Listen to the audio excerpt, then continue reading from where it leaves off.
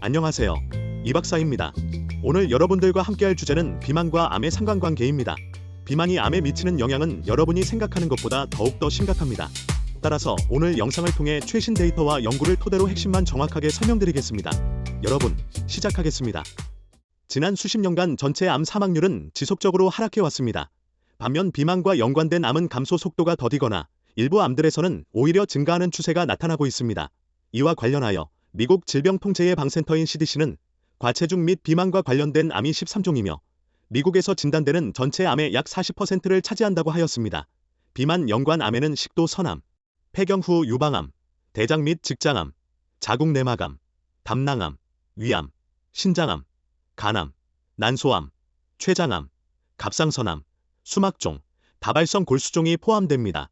임상적으로는 복부 비만과 대사 이상이 특히 암의 위험 신호로 거듭 확인되고 있습니다. 비만과 암의 상관관계와 관련하여 파라소토 박사 등이 BMC 메디슨 저널에 게재한 연구에 따르면 암이 없는 평균 연령 56세 43만 7,393명을 9년간 추적 관찰한 결과 이 중 4만 7,882명이 암에 걸렸고 1만 1,265명이 암에 의해 사망했다고 하였습니다. 아울러 BMI 25kg/제곱미터를 과체중 기준으로 하였을 때 남성은 BMI 4.2kg/제곱미터씩 늘어날수록 그리고 여성은 BMI 5.1kg/제곱미터씩 늘어날수록 암의 발병 위험이 증가하며 이 중 위암이 35%, 담낭암 33%, 간암 27%, 콩팥암 26%, 췌장암 12%, 방광암 9%, 대장암 10%, 자궁내막암 73%, 자궁암 68%, 폐경기 후 유방암이 8%씩 높아진다고 하였습니다. 비만과 연령에 따른 대장암의 상관관계와 관련하여 2025년 모니크 박사 등이 IJC 저널에 게재한 연구에 따르면 어린 시절이나 청년기 비만이 성인기에 암 발병 위험을 크게 증가시킬 수 있다고 하였습니다. 그리고 18세에서 25세의 청년층에서 BMI가 5kg/제곱미터 증가할 경우 대장암 위험이 약 12% 증가하고 10세에서 19세 청소년기에서는 5kg/제곱미터씩 증가할 경우 대장암 위험이 5에서 18% 증가한다고 하였습니다. 더불어 출생 시 체중이 정상 체중보다 1kg 더 무겁게 출생할 경우 대장암 위험률이 9% 증가한다고 하였습니다. 또한 리 박사 등이 2021년 게스트로엔터롤 저널에 게재한 연구에 따르면 229개의 관련 논문을 검토한 후 242만 561건이 대장암 발병 사례를 메타 분석하였고 18세에서 55세 젊은 성인 중 과체중에 따른 대장암과의 상관관계를 분석한 결과 과체중일 경우 42%까지 대장암 발병이 증가한다고 하였습니다. 지금부터 비만으로 인한 암 발병 위험 요인을 세부적으로 살펴보겠습니다. 위험 요인 첫 번째, 에스트로겐의 과다 분비입니다. 이와 관련하여 2023년 브라운 박사 등이 엔도크린 저널에 게재한 연구에 따르면 지방 조직은 암을 유발하는 것으로 알려진 과도한 양의 에스트로겐을 생성하고 높은 수준의 에스트로겐은 유방암, 자궁내막암, 난소암 및 기타 암의 위험을 증가시킨다고 하였습니다. 위험 요인 두 번째, 인슐린 농도 증가입니다. 이와 관련하여 2020년 너펠 박사 등이 캔서 리서치 저널을 통해 게재한 연구에 따르면 비만인 경우에는 인슐린과 인슐린 유사 성장 인자, 즉 IGF-1의 혈중 농도가 증가하게 되며 증가된 인슐린과 IGF-1은 대장암, 갑상선암, 유방암, 전립선암, 난소암, 자궁내막암의 위험을 증가시킨다고 하였습니다. 위험 요인 세 번째, 만성 염증 증가입니다.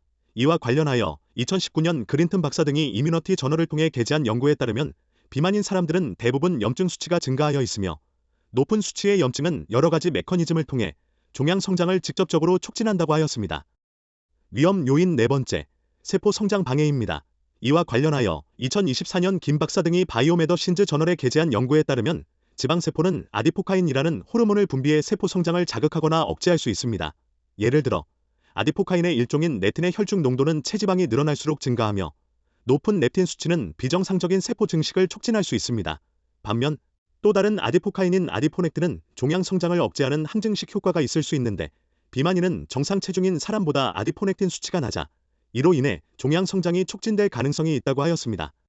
위험 요인 다섯 번째, 세포 조절 방해입니다.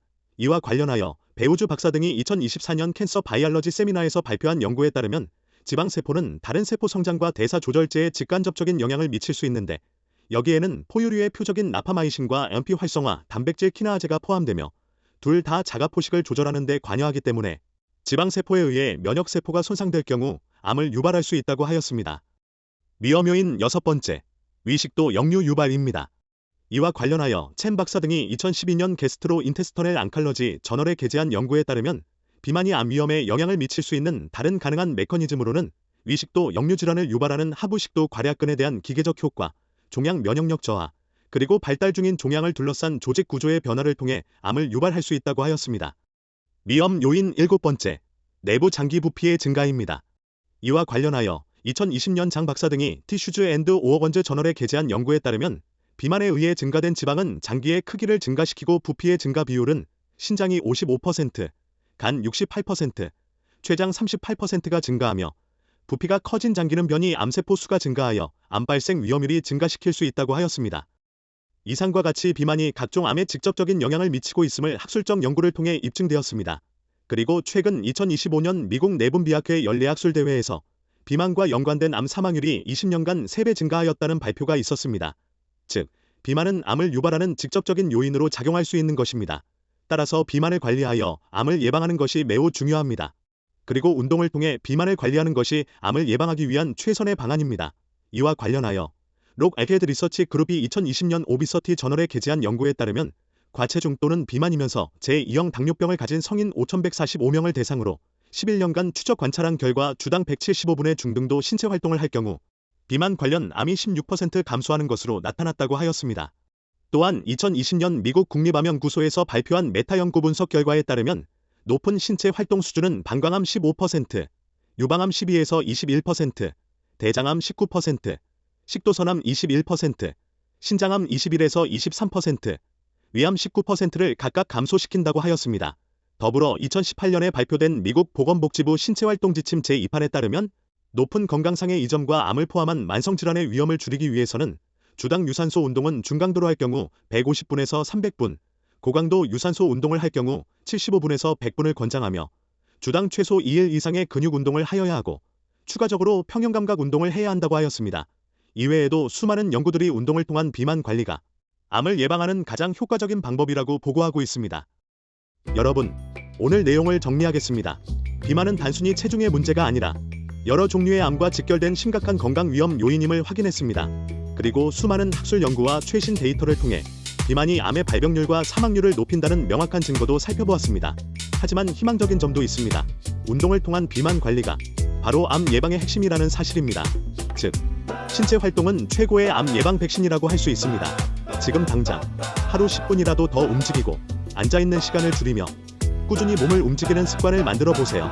작은 변화가 쌓여 여러분의 건강과 생명을 지키는 큰 힘이 됩니다. 여러분의 건강한 내일, 지금부터 시작하시길 바랍니다. 오늘 영상이 도움이 되셨다면 좋아요, 구독, 알림 설정 꼭 부탁드리고요. 운동이나 다이어트에 대해 궁금한 점을 댓글로 남겨주시면 다음 영상에서 다뤄드리겠습니다. 저는 이 박사였고요. 다음 시간에도 더 유익한 정보로 찾아뵙겠습니다. 감사합니다.